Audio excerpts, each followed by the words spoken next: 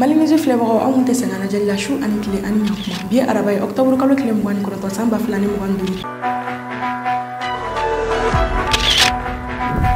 an ka bi kunnafoniw bɛ tali kɛ min na Mali gouvernement ye sanu permis kɛmɛ olu ka baaraw lajɔ n'an bɔra ye kati gendarmerie olu tigɛra sterling dɔ kan kunnafoni walawali aw bɛna sɔrɔ an ka kunnafoni kɔnɔ.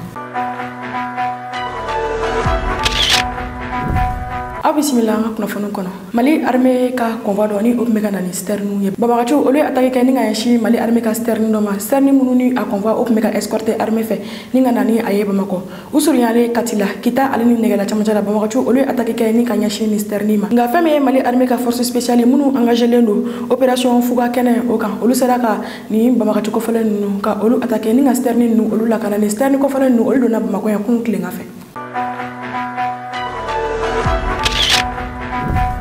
Alsa an bɛ to Kati gendarmerie a tɛgɛ da sterling dɔ kan Kati préfet ni o ye Aruna Jara o wulila ni ka taa ɲɛ da ni sterling kofɔlen kan sterling min ni gasoil tun bɛ a kɔnɔ ni chauffeur kɛ ale natɔ ni sterling ye butigi da dɔ bɛ Kati gidɔrɔnda la u taara butigi dɔ kɔnɔna la ni ka taa sterling ni o gasoil ma kunu ka bidon 89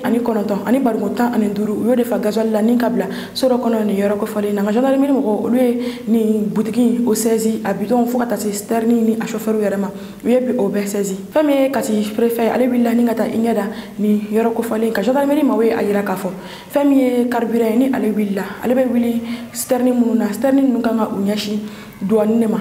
minnu ni u sɛgɛsɛgɛliw bɛ daminɛ kabini u wuli waati fo ka na fɔ u ka don ni produit ye olu kan ka tɛmɛ douane maaw de ka bolo fɛ fo ka taa fɔ ko u ye u ka produit olu jigi nka ni opération min filɛ nin ye ni sterling bolila in olu ye o kɛ o de ka taa gasoil o kɛ bidon 89 kɔnɔ ni ka o bila so dɔ kɔnɔ so min ni a saisira gendarmerie fɛ o la ni sterling kofɔlen bitɔn in fo ka taa se magasin ma o bɛɛ saisilen don an bɛ wagati min na i ko sisan Kati préfet ale taara kɛnɛ kan ka ti ɲɛ da yɔrɔ in kan a ye dakuruɲɛ fila min fɔ an ka jɛ an ko lajɛ ɲɔgɔn fɛ. Commandant na an nana a lajɛ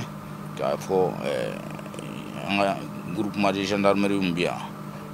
u y'a fɔ an ye k'a fɔ camion dɔ citerne dɔ natɔ la u y'a ye jateminɛ k'a fɔ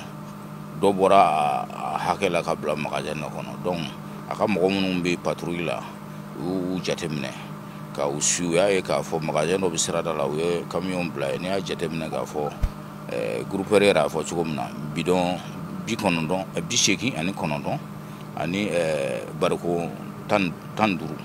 donc n'i y'a jateminɛ bi na an bɛ gɛlɛya mun na yɔrɔ hakɛ ka ca dɔɔni donc an nana lajɛ effectivement ye k'a fɔ tiɲɛ don donc ne kɔni fɛ ne tɛ se k'a faamu an bɛ nin gɛlɛya in na cogoya mun na hali n'a kɛra bidon kelen hali litre kelen ka ca bi ka kumaniya maliyɛnw ma ka taa kɛ fɛn wɛrɛ ye ne tɛ se k'o faamuya c'est pour vous dire tout simplement gɛlɛya in ti an bɛ fɛn mun kɔnɔ o gɛlɛya dɔrɔn tɛ mɔgɔw mais jogo gɛlɛya fana b'a la mɔgɔw jogo man ɲi fana gɛlɛyaw b'a la donc an b'a fɔ mɔgɔw tout simplement k'u jogo yɛlɛma an ka jamana in dɛmɛ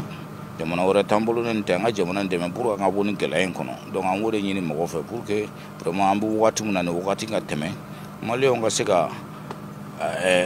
balo komi kɔrɔlenw ka t'u ka ciw fɛ komi kɔrɔlenw pour que vraiment an kana se ka mais an kana bɛɛ da gɛlɛya bɛ yen mais a bɛɛ y'an yɛrɛ ka jogo gɛlɛyaw ye donc an b'a ɲini mɔgɔw fɛ ka yɛlɛma pour que an ka se ka bɔ nin gɛlɛya in kɔnɔ donc n bɛ profiter i ka fɛn na ka micro la ka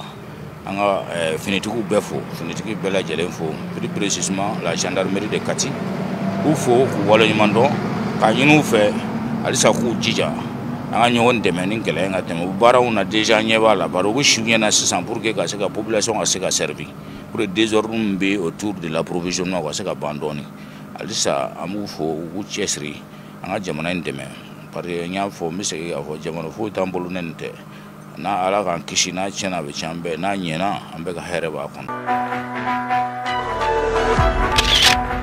Kunnafoni filanan an bɛ kuma justice kan Tayiruba ale bilala ni ka bɔ kaso la kunun Tayiruba ni ale ye kunnafoni dila ye bɔlɔlɔsiraw kan minnu ni a tun bɛ kunnafoni caman ta bɔlɔlɔsira kan nka kabini juillet kalo ale nɔ minɛlen don ka sababuya kɛ ko a ye kuma dɔw olu fɔ a ka bɔlɔlɔsira kan kuma minnu ni olu ye kuma cɛjuguba ye Tayiruba ale ka jugement o kɛra septembre kalo tile 29 ale kun datugulen don kalo 2 kaso kɔfɛ Tayiruba ale bɔra ni a ɲuman taara a ka denbaya la a bɔlen a ye message min sɛbɛn ka bila a ka bɔlɔlɔsiraw kan o de ye merci ye a ko bɛɛ lajɛlen ni ce Alsa to justice kɔnɔna la fɛn min ye madame Eugénie Yvonne Diallo ye madame Eugénie Yvonne Diallo min ni ale ni a den o tun bɛ dɔgɔtɔrɔso la nka a y'a ye k'a fɔ dɔgɔtɛriw olu bɛ munumunu na u tun tɛ ka maga a den na o la a ye video kɛ ka video in bila a ka bɔlɔlɔsiraw kan video min ni a kuma cayara kosɛbɛ video in kɔnɔna la a ye a yira k'a fɔ ko nin ye fɛn ye an ka dɔgɔtɔrɔso kɔnɔna la min ni ale tɛ se ka jɔ ni a ye sabula olu sigilen don dɔgɔtɛriw olu bɛ munumunu na ale den banabaatɔ bɛ a bolo o senfɛ a ye dɔgɔtɛrikɛ dɔ filmer a ye dɔgɔtɛrikɛ min ni o filmer ni o ye Amadou Jara ye dɔgɔtɛriso min ni o bɛ commune Kassé la commune Kassé dɔgɔtɛrisoba video in o kɛra o yɔrɔ kofɔlen na fɛn min ye dɔgɔtɛri ɲɛma olu ka tɔnba ye ni o ye Senome ye olu ye nin muso kɔfɔlen in ka plainte don a kama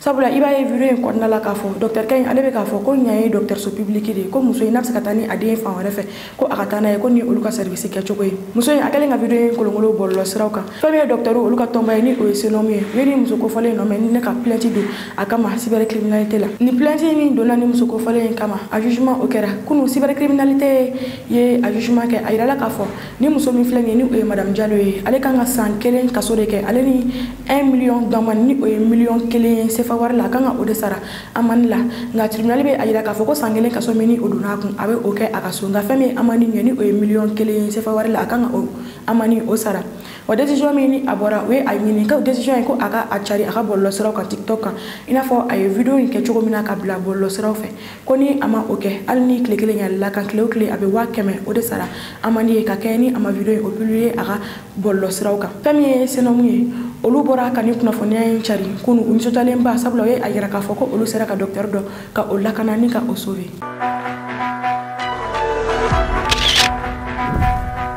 alisa an bɛ to justice kɔnɔna la fɛn min ye Seku Amara Sako ye ni ale sigilen bɛ Togo nka maliyɛn don a sigilen bɛ Togo min ni a bɛ to ka video kɛ a ka bɔlɔlɔsiraw kan video minnu ni a ka farin kosɛbɛ a video dɔw la a bɛ lagosi ta ni ka ɲɛsin fanga ma a dɔw la a bɛ lagosi yɛrɛ kɛ ni ka ɲɛsin jamanakuntigi général d'armée Assimi Goïta ma o la Mali autorités ye a ɲini Togo autorité fɛ ni ka nin cɛ kofɔlen in ka a saisi ka di u ma Togo finitigilakaw octobre kalo tile 24 olu u tɛgɛ da ni cɛ kofɔlen in kan ni o ye Seku Amara Sako ye ni ka ale livrer Mali autorités ma i n'a fɔ koli bɛ livrer cogo min na an filɛ waati min na i ko sisan mandat de dépôt dalen bɛ ale kan ko k'u ko k'u bɛ san 5 fara Assimi ka sara Assimi ka ane ka san 5 ka dɔgɔ dɛ a y'a kɛ san 20 ye kunnafoni sabanan Mali armée de terre ɲɛma kura ni o ye général Toumani Kone ale ye a ka baaraw daminɛ kunu tarata tɛmɛnen Mali autorité ye décision min kɔnɔna la a yɛrɛla k'a fɔ armée de terre o ɲɛma falenna maa min bilala o nɔ la sisan o de ye général Toumani Kone ye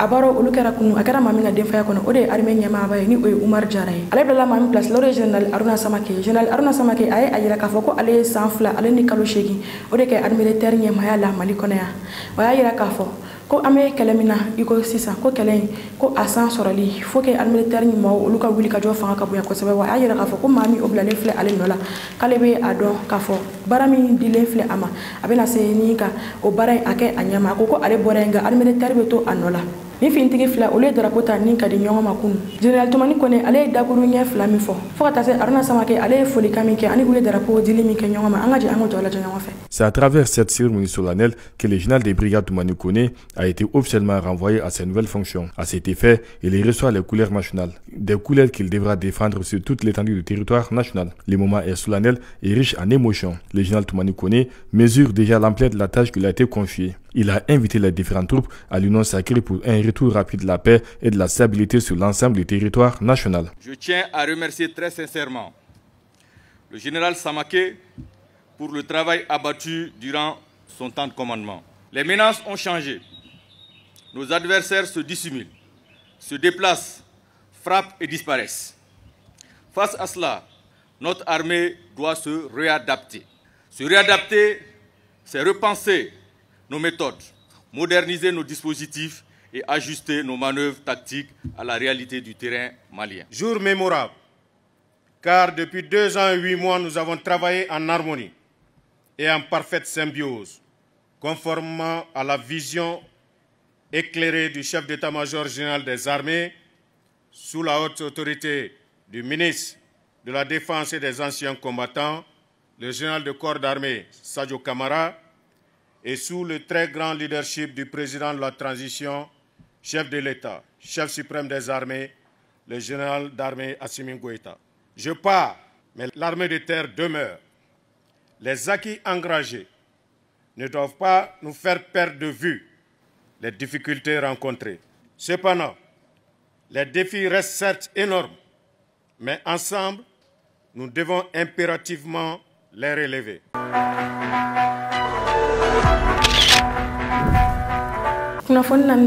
Mali gouvernement ye sanu ɲini permis kɛmɛ o annulé ni kunnafoniya bɔra ka bi kunun ka yira k'a fɔ Mali gouvernement ye sanu ɲini permis kɛmɛ olu annulé kabini octobre kalo tile 13 décision min taara décision min filɛ nin ye ni o ye société kɛmɛ ni olu kunna no sanu ɲini na Mali kɔnɔ yan Mali gouvernement décision min kɔnɔna la ni sanu ɲini permis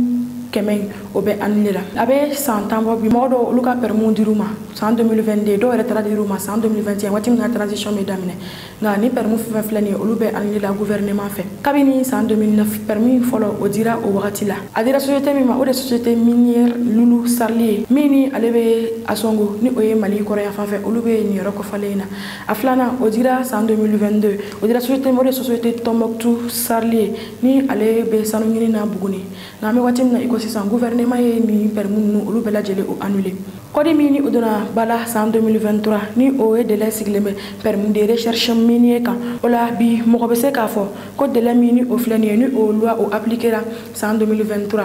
mɔgɔ bɛ se k'a fɔ ko o délai olu de dafara o de y'a to gouvernement ye ninnu annulé nka gouvernement kɔni ma prépare latigɛ k'a yira k'a fɔ kun kelen min kama ni permis ninnu olu annulé nka mɔgɔ bɛ se k'a fɔ ko ni permis ninnu olu annulé o ɲana sabula a bɛ wagati jan bɔ fɛn min ye Mali dugukolo ye o yurugulen don kosɛbɛ ni o ye a gɔngɔn o cayalen don kosɛbɛ fɛn min ye société minnu ye ni olu bɛ ka sanubɔ kɛ ni société ninnu cɛla i b'a ye k'a fɔ maa sugu bɛɛ bɛ u cɛla société sugu bɛɛ bɛ u cɛla Mali kɔnɔna la yan o la Mali gouvernement ye nin société permis min o annulé filɛ nin ye mɔgɔ bɛ se k'a fɔ ko a ɲana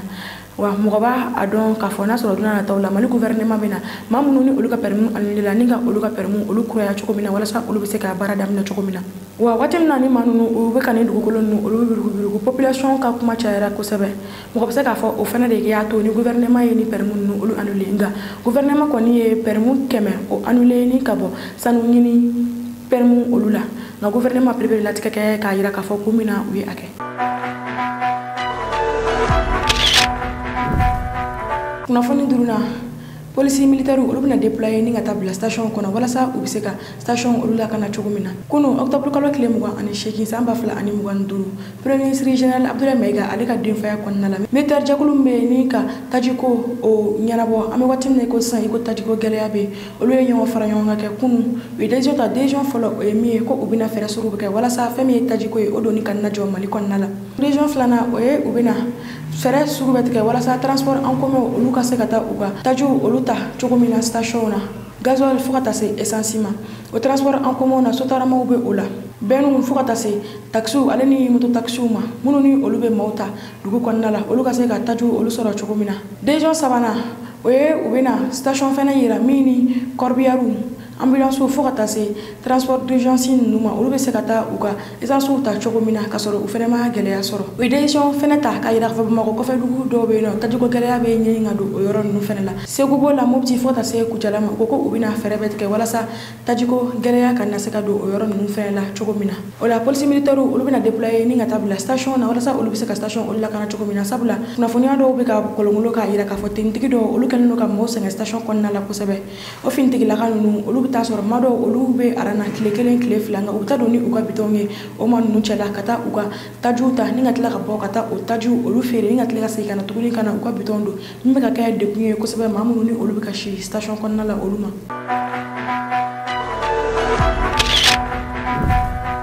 kunnafoni kuncɛla halisa an bɛ to tajiko gɛlɛya kɔnɔna la i n'a fɔ an y'a fɔ aw ɲɛna cogo min na tajiko gɛlɛya bɛ i n'a fɔ waati min na ko sisan finitigilaka dɔw olu fɛnɛ don de bɛ tajiko jago la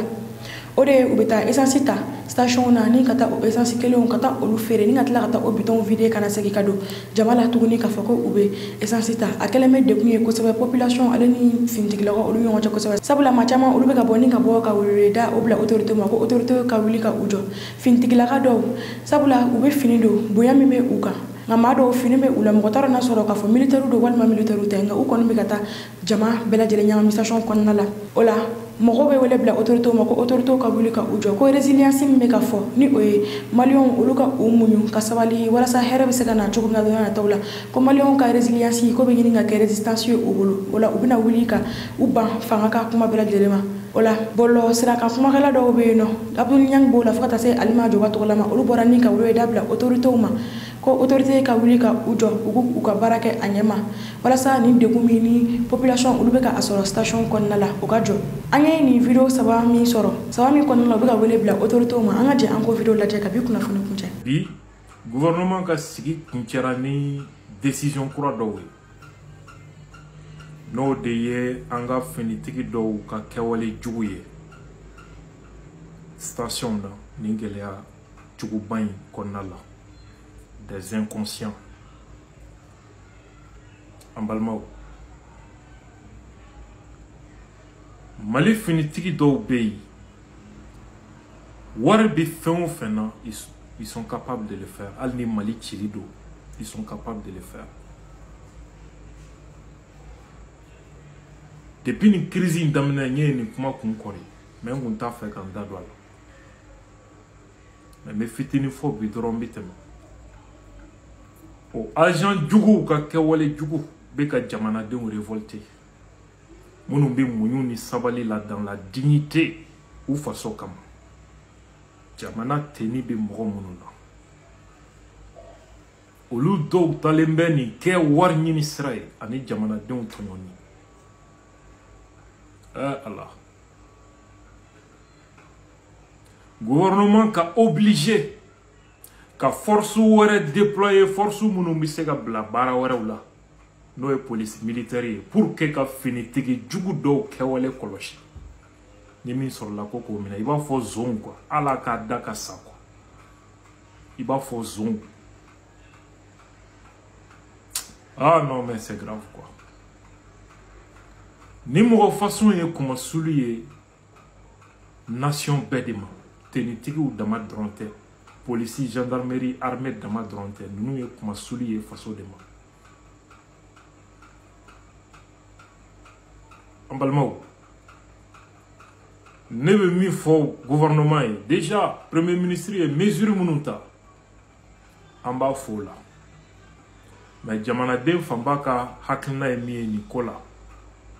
gouvernement vraiment ta fait que terroriste ou ye anga force de sécurité kono parce que ni finitigi sou terroriste comme ça naï maoma menana là il faut les radier purement et simplement ka wanga tenna ni mo sugu blala faso ka chala village ni yoro we ni nyogon tonyo de da population ka biu kan ka waru bolo dongodo faut que jamana dindo blaga jamana détester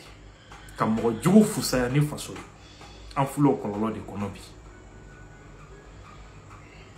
na foro ko jamana bi ni torola jamana deun bi toro muyunin dans la dignité il fallait un be kata carburant kombe frontière là moni kisse kana nae kana fo bamako eti malo eti samé dignité ti ela faut kata au carburant nalin kata au ka dama business ye kato ke jamana de toroli sababuye terroriste ou bika jamana de tonyo e fana bi bamako ya tenina kano ke business ye ka war nyini o fanana mogo bini be torola mogo hine dengelenti la tu n'as aucune conscience, tu es indigne et inconscient. Dusukashite, Fengete ou Toro Denier, ces gens sont pires que des terroristes. Jamana Moro Bemina, Monsieur le Président, Premier ministre, Odeye ni terroriste nous, Ayo Bouanga armée parce que terroriste Kafsa, ni Fenetiki Soukouye. Il faut les radier purement et simplement. Madame le ministre des Transports, vous êtes là à regarder cette situation, vous et votre équipe. Je ne suis pas du genre à cracher sur mon pays, surtout dans un moment de crise. Mais là, ça ne va pas. Ne pas pouvoir anticiper ce qui arrive aujourd'hui. Oui, je comprends. Je comprends ça parfaitement, mais la crise est là, on est dedans. Vous nous regardez, nous déchirer, nous insulter, hein? Nous donner des coups de poing dans les stations. Il n'y a pas quelqu'un à côté de vous qui est capable de vous dire, Madame le ministre, faisons telle ou telle chose pour organiser, pour que les citoyens puissent quand même récupérer le peu d'essence qu'on a. Je ne sais pas, quoi.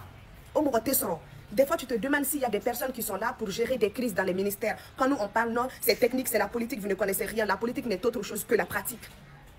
Dans ma tête à moi, aujourd'hui, quand vous regardez les stations-service, normalement, vous devriez être capable de dire que on a organisé autrement.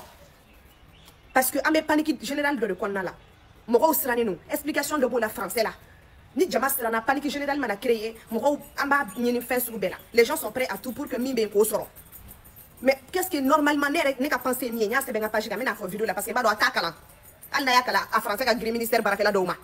Je suis désolé parce que Dobe non est à l'Obé Kumina. Binitra station qu'on a la Benjamin Nuyona, Mototigu, Mobilitigu et Busitigu, porteur d'uniforme. Madame le ministre, non, moi à votre place, ou bien il y a des techniques qui on ne peut pas continuer dans cette situation. Parce que c'est mais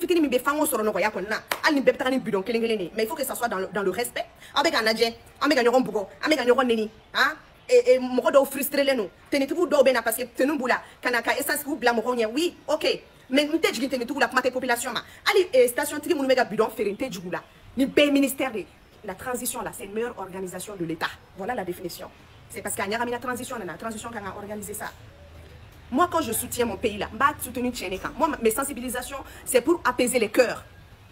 Aujourd'hui, il faut faire quoi? Il faut des stations uniquement pour les motos. Moto ka joarana, fil d'ora créé, moto ka jokono, ka barbele negef la keke refe, ou bien ka jurukse flastri. Moto service ka keri, moto trouver tout nyongo, on lui rempli ou betara. Aux stations, au checkpoint, au ka foko ni yani do. Mobility lambda. Au lieu de faire une station à Kay, mobilité abena abete manifeste. Transport ani gros camion banu, sotramani taxi ni camion bau. Station fait doit désigner qu'à foko lukataka ou ravit taïman Kay. Fama ou teniti au lieu de bien sécuriser, je comprends tout à fait leur état d'âme aussi, y compris la population, hein, je dis bien. Fama ou ni jamaka bonyorona. Fama ou y marfatoude. Ils sont pas tous sains. D'autres de ce bois les métal marfati. Devez faire la panique car vous n'avez pas vu la situation venir. Tout sauf ça, ne nous poussez pas à crier ça. Fama ou station de Gablano et ça c'est Banayorami. Au début, militaire ou début pouvoir là donc ou pas donc comment s'organiser. Station à Bla Fama ou Katou à ravitailler non. Malfatou ka population tchela. C'est très dangereux. Station Wareka Faka, faut aller station Kelengelendo. À Foko ambulance ou corbiarou. Ani votre de service officiel ou au Lukatou ou à ravitailler non. Il faut qu'on ait une béfolie. Vous êtes dans vos bureaux là-bas, dans vos zones de confort. Il faut le dire. Hein. Parce qu'il y a une stratégie de la part de qui vous connaissez. Mais quand on est dedans là, il faut réfléchir 2 fois. On est épuisé, on est là, on soutient le pays, on soutient le Mali, on soutient la population, on essaie d'apaiser les gens. Mais ça là, c'est pas la mer à boire. Président, bidai tigantilme, kala se malin pema. Ani bilan kololo fo asimi regaay. Asimi ba tegere kurabo.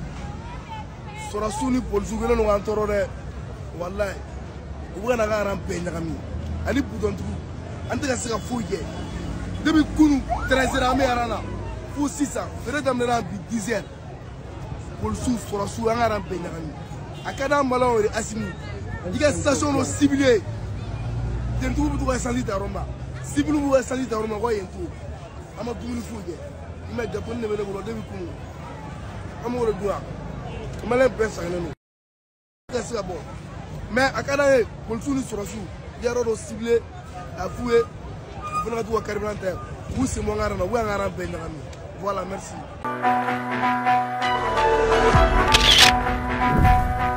Lime da sigi anga bi kuna fonuna anga fuli be afle ba be kere kere nyala munu be kan an la jay ni ka ba Côte d'Ivoire aw kambe wakati wele sega kuna foni jele nyini kadi awma anin ka do jigi koro kuna foni kula mali nuzi mako bi aw ka demena dorme keme kalula mamo be fega demeno aw kuna foni diso mandima abise ka wali ci numéro nani oyi bi kono to ani kile moi ani kile binani bisheki ani nani aw kelen ko ka deme fene ci abise ka to ko re fene ci awma